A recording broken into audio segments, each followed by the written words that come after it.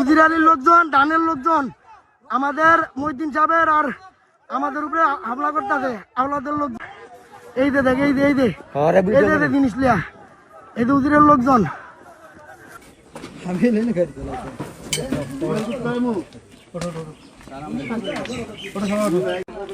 ওকে ওকে বস।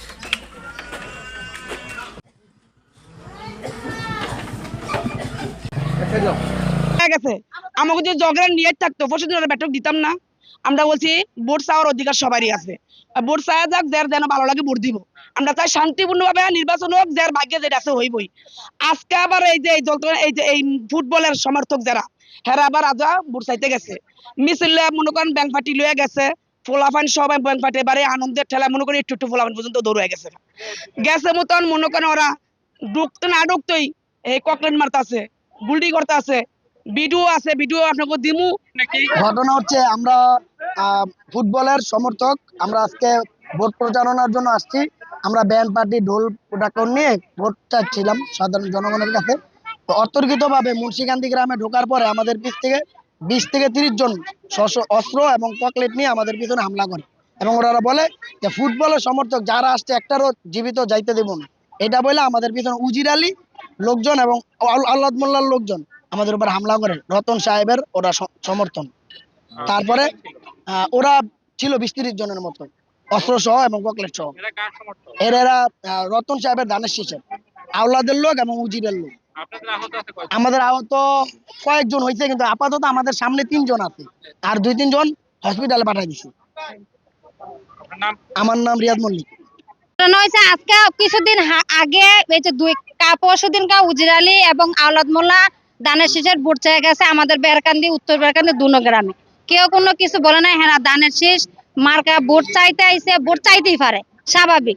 কিন্তু আজকে ফুটবল মার্কা দান ভোট চাইতে গেছে, ফুটবল মার্কা ভোট চাইতে গেছে মুন্সিকান্দি উজিরার বাই নজরুল সরকার। নজরুল সরকার ডাইরেক্ট অর্ডার দিয়েছে যে ফুটবল মার্কা যতগুলো আছে সবার উপরে হামলা কর, ফায়ার কর, সবার সাথে সাথে সবার উপরে ককটেল বিস্ফোরণ করছে আর হচ্ছে গুলি বিদ্ধ করছে। ছোট ছোট বাচ্চারা ছিল, অনেকে আহত হয়েছে, ছোট ছোট বাচ্চারা তো মারা দেখতে পারতো না। আর এই ফুটবল নিয়ে গেছে, উজিরার গোষ্ঠীর ভিতরে লিখিত আছে ওই মানুষ হত্যা করে। কিছুদিন আগে সঠিক মাত্রার কার্বন কম্বিনেশন বৃদ্ধি করে পাইপের ডাক্টিলিটি ও হেভি লোড নেয়ার ক্ষমতা। Falcon MS pipe. এখানে মিছিল করতে আইছে, মিছিল করতে আইয়া ওরা এই হত গন্ডগোল করে এটি ভাঙ্গা সুরিয়া থুয়া এই গন্ডগোল করছে আর কি। গুলি করছে নিজন আর মনি সরকার, চোখের ভিতরে গুলি করছে, সোরা শুনল চুকলি গেছে, গুলি করছে। দ্বন্দ্বটা করা মিছিল করতে আইছে, এখানে আই গন্ডগোল করছে আর কি, ওই বল মার্কা। আমরা ঘটনার তথ্য যখনই পেয়েছি সাথে সাথে আমরা বিজিবির যে টহল টিম ছিল, আমি টহল টিম নিয়ে দ্রুত সময়ের ভিতরে স্থানে চলে এসেছি। কিছু ফুটেজ আমাদের কাছে এসেছে, সেগুলো বিশ্লেষণ করা হচ্ছে এবং আমাদের কাছে কিছু নামও এসেছে। আইন শৃঙ্খলা রক্ষাকারী বাহিনীর সদস্যরা সেই নামগুলোকে নিয়ে তাদের ইনভেস্টিগেশন পরিচালনা করছেন। পাশাপাশি আমরা ঊর্ধ্বতন কর্তৃপক্ষকে জানিয়েছি এই এলাকাটিতে যেন 24/7 নিরাপত্তা বেষ্টনীর ভিতরে রাখা হয়, সেই জন্য যে কার্যক্রম গ্রহণ করা প্রয়োজন আমরা সেভাবে ব্যবস্থা নিব। কিছু নাম আমাদের কাছে এসেছে, সেই অনুযায়ী আমরা আইন শৃঙ্খলা রক্ষাকারী বাহিনী তৎপর আছেন এবং আশা করছি যে দ্রুত সময় এর একটা ব্যবস্থা নেওয়া হবে। অবশ্যই অভিযান পরিচালনা করব এবং যাতে এই আমরা যে ফুটেজের মাধ্যমে এদের নাম ঠিকানা সংগ্রহ করে এগুলো উদ্ধারের জন্য অবশ্যই তৎপরতা চালাবো এবং যৌথভাবে অভিযান পরিচালনা করব। আমরা তো আর স্বচক্ষে দেখি নাই, যা আপনারা দেখছেন ফুটেজের মাধ্যমে, এগুলো পুরোপুরি শনাক্ত করা যাচ্ছে না। তো আগ্নেয়াস্ত্রের ধরন দেখে মনে হচ্ছে দেশীয় তৈরি কোনো ফায়ার আর্মস হবে। এখন পর্যন্ত আমরা আটক করতে পারি নাই, অভিযান অব্যাহত আছে, আমরা অভিযান পরিচালনা করি। আমরা জানি যে এই মুন্সিকান্দি গ্রাম, বাহের কান্দি গ্রাম এবং মহেশপুর গ্রাম, মূলত মোল্লাকান্দি ইউনিয়নটি বেশ চরাঞ্চল এবং দুর্গম।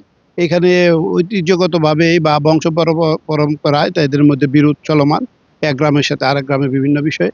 এই মূলত তাদের মতবিরোধের কারণেই সেটাকে কালার দিয়ে রাজনৈতিক ভাবে পরিচালনা করার চেষ্টা চলছে।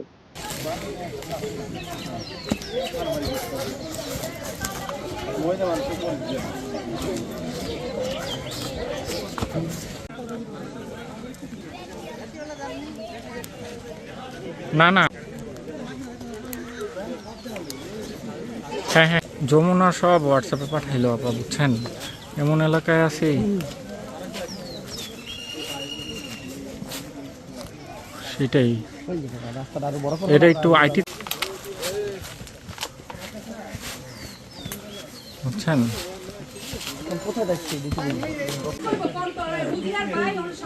দেখেন আপা,